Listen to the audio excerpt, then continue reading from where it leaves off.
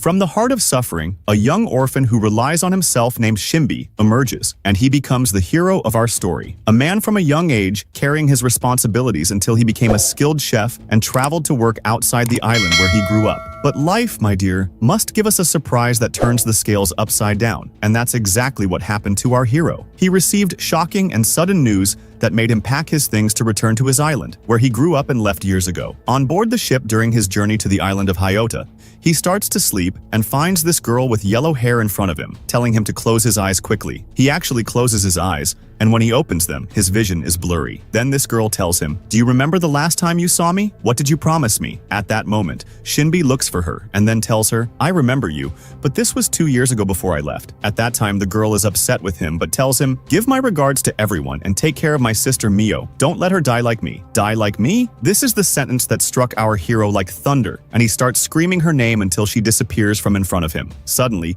he finds himself in front of another woman. When she sees him screaming, she hits him with a pen to wake him up from this headache he's having. Anyway, after a while, he finally arrives at the island on July 22nd. And here I must tell you, my dear, that the shocking news he received and the reason for his return to the island is the death of his childhood friend who grew up with him all his life. She is the same girl with yellow hair who he dreamed about, and we know her name is Oshiu. As soon as Shinbi arrives on the island, he meets Mio, the deceased sister. As you can see, she is running quickly in a hurry, but for an unknown reason she couldn't control herself and fell into the sea. After that, he pulls her out and they continue their way, and she takes him to the funeral. There, he bids farewell to his friend with sadness, and we learn that his parents died 10 years ago, but Oshiu's family adopted him and took care of him. So the three of them became more than siblings. That's why Shinbi is heartbroken over the death of his friend. While he is grieving for his friend, he hears one of the women say that Oshiu's body was dissected by a man named Hishi. Suddenly, a flash appears in the place, indicating that someone was taking pictures, and of course this was completely unacceptable. Until a man named Su runs quickly to Shinbi, crying and saying, "Forgive me, my friend. I couldn't save her. She drowned in front of me and I couldn't help her." The strange thing is that Shinbi was silent and bearing the grief because he sees everyone around him crying and breaking down over her. At that moment, he finally speaks to Su and says, "I heard that your father dissected Oshiu's body. Did she really die because she drowned in the sea, or is there something else?" At that time, So was speaking quietly, pointing to a little girl and said, "Do you see that girl? Her name is Shiori, the daughter of the owner of the Koba shopping center. She's grown up now, but she's the same girl, Ushio, saved back then. However, she's still mute because of the incident that happened to her. Anyway, I'll contact you tonight and tell you everything I found out." We then return to Shinpei, who gets in touch with Su and learns that his father didn't actually perform an autopsy. He just told the police that to speed up the burial process, but he continues and says, unfortunately, when he did a quick examination of her body, he noticed strangulation marks on her neck, which means Ushio was murdered. Of course, this was a big shock to Shinpei, but Sao explains further, saying, "That day we were on the beach behind the school, far from the tourists and the crowds. Ushio and Shiori were together, and unfortunately, Shiori was drowning. Ushio went to save her, and Mio and I jumped in after them to help, but there was no one else besides the four of us. There's no way one of us could have done something like that, but no one else knows about this except for you, me, Mio, and her father, Alan. And of course, the police didn't believe us and said it was impossible for a murder to have occurred, so they declared that she drowned." At that moment, Shinpei was about to lose it, but he thanked Sao and went to open the door. It turned out to be Mio, who brought him the necklace Ushio was wearing during the incident and decided to give it to him to keep. Afterward, she starts crying hysterically, telling him, "I will never forgive the person responsible for her death, and I have to take revenge on them." Then she leaves, and he goes to his room and keeps staring at the necklace, which, by the way, he had given to Ushio as a gift, and she had promised never to take it off. At that moment, he starts crying over his friend, unable to accept her death. The next day, things were a bit calmer. They reopened their family restaurant and started taking orders from customers until Officer Tetsu, who was a regular customer and acquaintance, came in. He then informs them that the Koba family had completely disappeared from the town. They are the family of the girl, Shiori, that Ushio saved. He continues, "Early this morning, we received reports that their house and shop were closed, and none of them have been seen. Not only that, but we also found out that their shop had a lot of debt, so it seems they ran away after the funeral in the middle of the night." The strange thing was that Mio was oddly shocked to the point where she couldn't handle it and quickly ran out. Shinpei chased after her until he reached the Koba shopping center and found her sitting on the ground, hugging herself and crying. Then he sits beside her. She says Shiori has been acting strange for a while now, even before the incident. About a week before it happened, something weird occurred when we were going to Mount Taka to catch some bugs. At that moment, she falls silent, and Shinpei asks her, "What did you see?" She replies, "Someone who looked exactly like Shiori. Ever since then, I've felt like someone has been watching me. Wherever I go, I feel like someone is following me, tracking my every move." At that point, Shinpei was confused and asked her, "What do you mean she looked like her? Was it a ghost or a figment of your imagination?" Then someone interrupts the conversation and says, "It's called the shadow." Of course, Shinpei didn't know who this was, so Mio tells him, "This is Nezu, the hunter." Nezu says, "It's called the shadow disease, a new illness we have here on the island. Not many people know about it or care about its existence, but it's real. If you're exposed to it or get infected, you'll be able to see the other shadows. Unfortunately, anyone who sees a shadow ends up dying after a while. The shock comes when he continues. The shadow kills you and then impersonates you, pretending to be the one who was murdered until it kills everyone who saw them. That's how they've operated since the days of the war. Unfortunately, there's no cure for those infected, except by exorcising the evil spirit of Hiruko. Afterward, he leaves them and walks away." Of course, Shinpei didn't believe any of it, but Mio tells him, "This is what my grandmother used to tell me when I was little. How could you not know the famous story she always told?" At that moment, Shinpei, still in shock, replies, "That was just a myth. There's no way what she said was real." She then speaks with fear in her voice and says,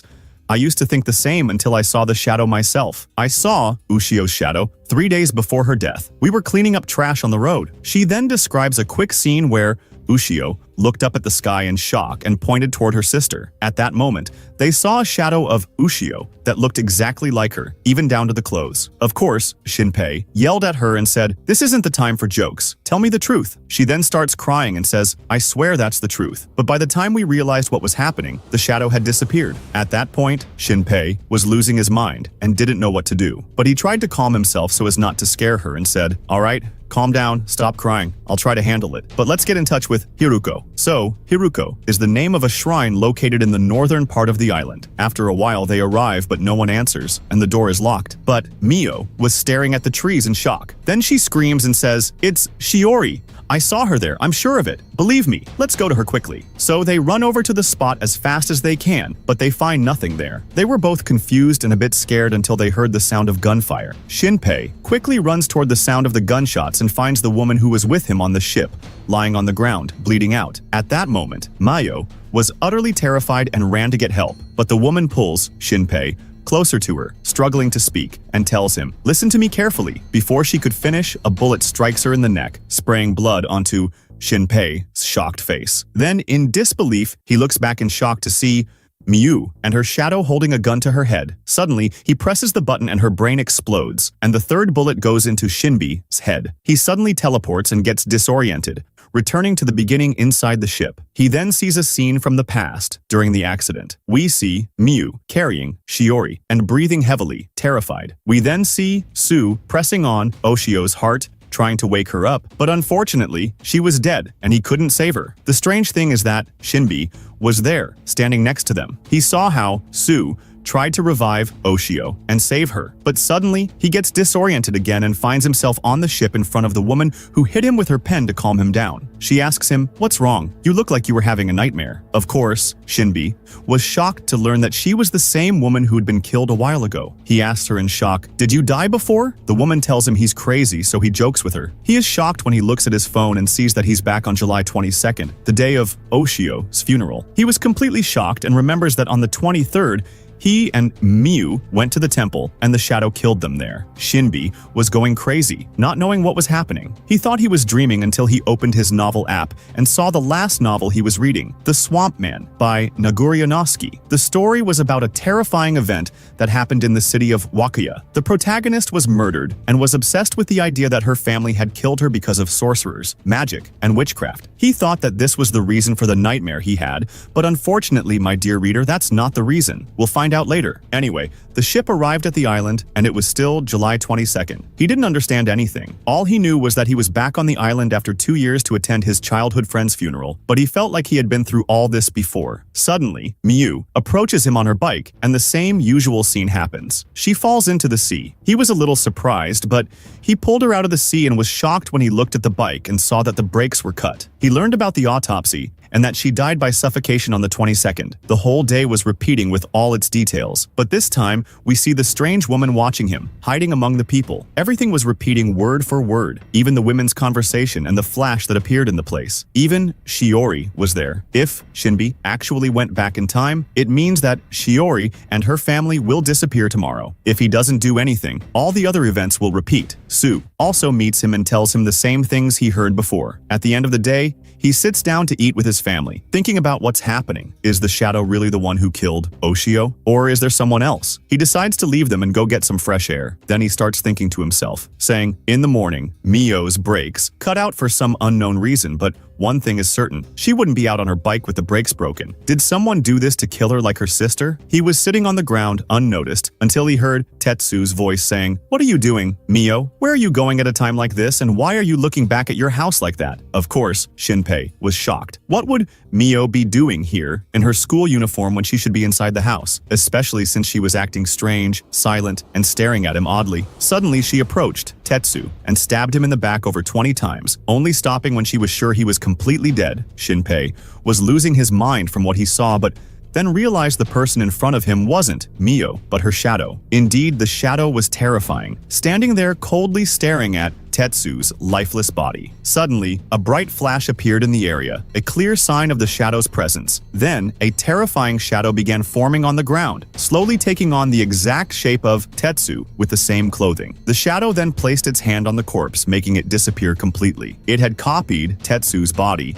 and was now going to take his place among humans, with full knowledge of his personal details, so no one would suspect anything. The shocking thing was that they had planned to kill Mio today, but because she didn't leave the house, they couldn't carry out their plan. At that moment, Tetsu hands her the gun to finish her mission faster, but Mio replies, "I can't kill her today. We'd be exposed. It's better to wait and just observe her for now." Shinpei was terrified of them, and just as he was about to respond to a message from Sue, the Mio lookalike suddenly stabbed him in the neck, blood splattering everywhere. The two of them stared at him coldly, with a look of satisfaction. Strangely, they hadn't copied his body yet, but the blood gushed out so violently that his shadow appeared with its frightening eyes. At that point, Shinpei traveled back in time again, but this time he heard Ushio's voice telling him, "Be careful this time." Of course, Shinpei wasn't hearing her at all, but it became clear that it was Ushio. Suddenly, everything disappeared, and he found himself back in time again. This time, he was at the beach, returning to the date of the 22nd. He was going crazy, unable to grasp what was happening. Then he saw Mio riding her bike from earlier in the night, but this time we see the brakes break on their own. He decided to protect her, standing in front of her, and instead of her falling, he was the one who fell into the sea this time. And since he didn't know how to swim, Mio jumped in to save him. Then we cut to the mysterious woman who had been recording saying, "I've been on the island for an hour and a half and still haven't obtained any new information about the operation." She glanced at Shinpei and said, "But, as the reports indicated, unfortunately, this guy is connected to us. I will continue to observe everything, gather intel, and report back." Later on, Shinpei calls Tetsu, telling him there's been a crime in the market and a big fight. Of course, since Tetsu is a police officer, he rushed to the scene immediately. Meanwhile, Shinpei tries to focus to avoid the problems. Then he started planning for what was happening. He called Sue and told him to contact him tomorrow. He started deleting apps and pictures to free up space so he could record a video of the incident. He also put his phone on airplane mode so that he wouldn't receive any messages or calls. After that, he put his phone on the charger. Then he left the house and put his phone on video recording mode. He hid it behind a tree, facing the scene of the incident. He then entered the house and closed the door tightly so that he wouldn't die today. After that, he noticed that his right eye looked strange today, but then he found Miu's clothes in the washing machine, so he was sure she was in the bathroom and hadn't left the house. After a while, he went out and got his phone. Thankfully, he managed to record a picture of Miu's doppelganger. He quickly went to Miu's room and showed her the picture, telling her that the girl appeared in front of the house at 9 p.m. Of course, Miu was shocked and couldn't believe what she was seeing. She asked, "Who is this? How is she so much like me?" Then, Shimbi told her about the shadow and that the girl came to kill her today. Of course, Miu was shocked, especially when she saw the knife that was used and when she learned that the shadow disease was real, not a figment of her imagination. At that moment, Shinbi told her that Oshio had seen her shadow 3 days before she died. Miu focused for a moment and told him that Oshio had been murdered. Of course, Shinbi was thinking about her words and said, "I know they're cloning people's personalities. It's certain that they could be living among us right now, acting normally." At that moment, Miu became very worried and told him, "We have to save Shiori quickly. We have to reach her. We have to tell her about the shadow disease and that it's killing her friends." But Shinbi told her, unfortunately, Shiori saw her shadow, which means she'll die in a few days, if she hasn't already died. Of course, Miu was going crazy and wanted to save her friend, but Shinbi stopped her and decided to go alone so that he wouldn't put her in danger. After a while, he went to Koba's commercial center and found it closed. This was a very bad sign, because it meant that Shinbi was late, and Shiori and her family were already dead. As he was lost in thought, an old woman came up to him and greeted him. She also offered condolences for Oshio's death. Then he asked her about the shop being closed, and she was surprised that it was closed at that time since they always opened. At that moment, she took him home and kept ringing their doorbell. When she didn't get a response, she opened the door and entered the place, calling out to them. The place was completely empty, but the strange thing was that the food was still on the table, and it looked like no one had touched it. The woman continued to search the place, and Shinbi was also searching. He found the shadows on the sofa and the floor. At that moment, he knew they had been killed by Miu's shadow. And there was something strange. Shinbi's shadow was standing behind him, talking to him and saying, "Don't be surprised, this is just the beginning." At that moment, Shinbi was thinking more to figure out what happened. He took out his phone to take a picture of the shadow, but when he looked at the food and realized it was cold, he said, "This must be from yesterday and hasn't been eaten yet. That means they died moments before dinner." He noticed signs of violence on the floor, and when he compared them to the shadow on the sofa, he realized they belonged to Shiori's parents. This meant that Shiori wasn't killed here. At that moment, he decided to go up to the second floor and investigate. Of course, it was dark, so he turned on the light, but he was shocked by the strong flash that hit the place, and then the shadow appeared immediately with Shiori's voice. He remembered talking to Shiori at the funeral and saying, "Have you ever seen a girl who looks exactly like you?" He returned from his memories to Shiori's voice, saying, "Why did you tell me that yesterday? What did you mean?" At that moment, Shinbi focused on her words until he heard her say, "Why were you staring at me like that? Was there something about my appearance or body?" At that moment, he knew that the one in front of him was the shadow and that she was the one who attended the funeral. He was very nervous and said fearfully, "What is this? You're talking again?" A strong shadow appeared behind her, and it looked terrifying. When he focused more, he realized that he had been suffering from the shadow disease for a long time. Before they attacked him, the woman called out to him. The shadow disappeared, and everything returned to normal. At that moment, Shinbi was shocked that he was going to die again, but the woman saved him. After that, the woman called the police to report the disappearance of the entire family. Shinbi was walking by himself, thinking about what he would do because today the forest incident was supposed to repeat itself, and he and the woman would die. But then he remembered the large bag she was carrying, which was impossible for someone who was going to spend one day. At that moment, he went to ask the security guard at a hotel, "Haven't you seen a woman like this? She's wearing a black suit, has black hair, and is wearing glasses." The man remembered her and told him that she had stayed for one day and then left. After that, Shinbi searched for her everywhere but couldn't find her until he returned to their restaurant. After that, he was about to get ready for work when Tetsuo entered the place and argued with him after catching him lying and knowing that there was no fight. But then he calmed down and told them about the disappearance of Shiori's entire family. Of course, he knew that Shinbi had entered their house today, so he decided to take his statement. At the same time, the father couldn't believe what was happening since he had spoken to Koba yesterday. Tetsuo told them that a detective from the mainland would come to investigate the matter tomorrow. But Shinbi was happy that the one in front of him was the real Tetsuo, not the shadow, and that he had been able to save him from death. Then, Tetsuo took out his phone and said, "Go ahead." He explained that it was Oshio's phone and said, "The day before she died, she came to my house and gave me her phone. She told me to keep it until you came and then give it to you. So, I'm delivering the trust." Sue arrived at the place and Shinbi decided to tell him everything. He showed him a picture of Miu's shadow and the shadow that was in Shiori's house. But Sao said, "How can you be convinced that Oshio was killed by Shiori's shadow?" But then he thought for a moment and said, "But we did find signs of strangulation on her neck, and there was no one else there. This means that the shadow is the one who killed her." He asked, "Do you know how to distinguish between a real human and a shadow?" Shinbi said. Unfortunately, I don't know how to tell them apart. Sue was going crazy and said, what proves that you're human? Maybe your shadow is the one talking to me? Of course, Shinbi said. The same thing applies to you, my friend. At that moment, Mayu was going crazy and terrified, saying, what is this? What do these shadows want from us? Sao calmed her down and said, since the camera can capture them, that means they're living beings, not ghosts or demons. If they're just creatures, there must be a way to deal with them. Miyu said, what do you think about going to Hirako's temple? It's a place where they can help us with this. They're experts in this kind of stuff. They knew this information because they had been there many times, especially Shinbi, who was afraid because of what happened to them at the temple. There were a lot of shadows at the temple, and he couldn't take Miyu with him and put her life in danger. At that moment, he decided to change the past a little bit. He said, we'll go tomorrow, not today. Sue was surprised and said, tomorrow? You're forgetting that tomorrow is the summer festival. The temple is full of people from all over the country, and it's very crowded. The head priest won't have time for us, and he won't even be able to talk to us. But Shinbi was thinking that if the place was so crowded, it would be safe. He thought that the shadow wouldn't be able to kill them there. So he decided to go tomorrow, during the summer festival. But they would also create a code word between the three of them so that if anything happened, they would know if they were humans or shadows. They decided on the civilization of Mesopotamia and the word mountain. Shinbi thanked Sue for believing him even though he thought he was crazy. But in reality, Shinbi couldn't trust them as long as he didn't know if they were real humans or murderous shadows. After they agreed, everyone went their separate ways. Then we see the rain falling heavily and the world is flooded. Shinbi and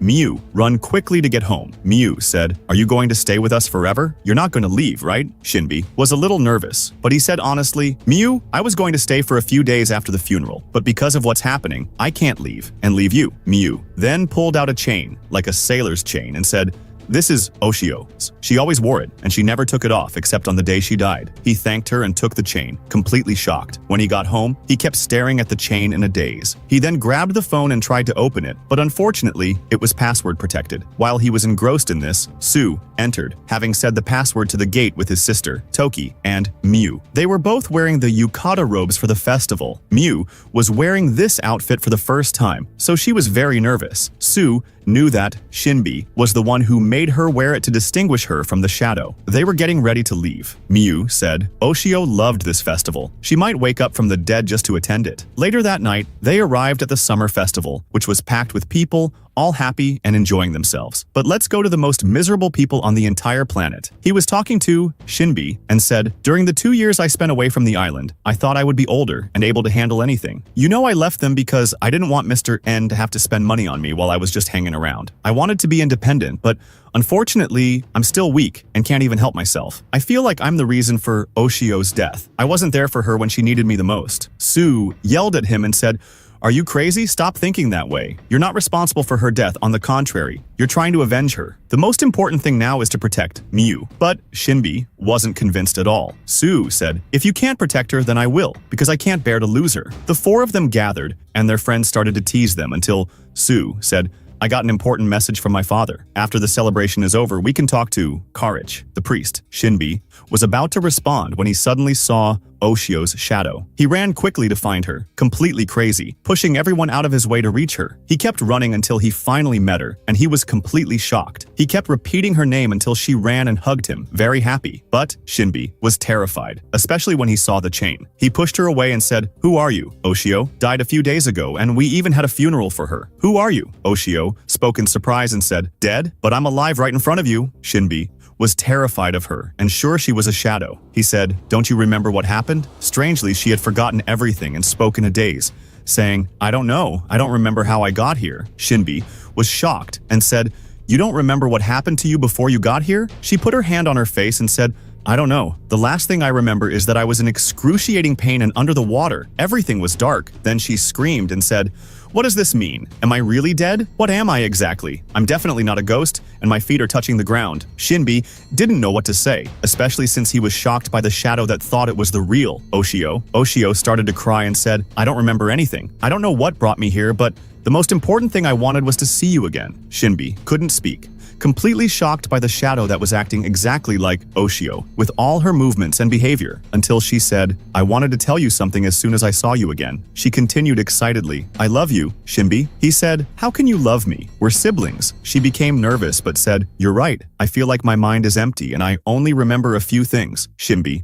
tried to convince himself not to be fooled by her words and actions, and not to forget that the real Oshio was dead. He spoke angrily and said, "What do you want? Why are you acting like her?" She said, "Believe me, I don't know anything. Shouldn't the dead be buried? How did I die and I'm still alive?" Then she looked at the fireworks filling the sky and said, "Is today the 24th? He said, "Yes." She panicked and said, "Impossible. There's something I need to do. I have to go to the festival with you and meet Miu." She ran quickly and said, "Come with me." Shinbi was going crazy because of the shadow that thought it was human and was acting like Oshio. The shadow was among the people, and shockingly, they could see her and were surprised by her clothes. Shinbi was about to faint because even if she was a shadow, she was still his friend and sister. He took her quickly to hide her from the people who would eat her with their eyes. But in another place, Miu, a shadow, reached the place and looked at the knife with the merchant with evil intentions. She kept circling until she saw Shinbi and Oshio. Suddenly, she disappeared from the place. Our dear Shinbi took Oshio to a warehouse and told her to stay there until the festival was over. He was literally going crazy, not understanding how she was a shadow and everyone could see her. Who did they bury 2 days ago? He started talking to her about the 2 years they had been away from the island. He talked to her about their past to test her memories. She answered correctly and remembered everything that had happened between them, even down to his favorite writer. The strange thing was that she didn't know anything about shadows, didn't remember how she died, or what happened to Shiori. Shinbi was confused. All her reactions were natural, and it was impossible for her to be acting or lying. Then he received a call from Mayu. She snatched the phone from him and said, "Hi, Mayu." Mayu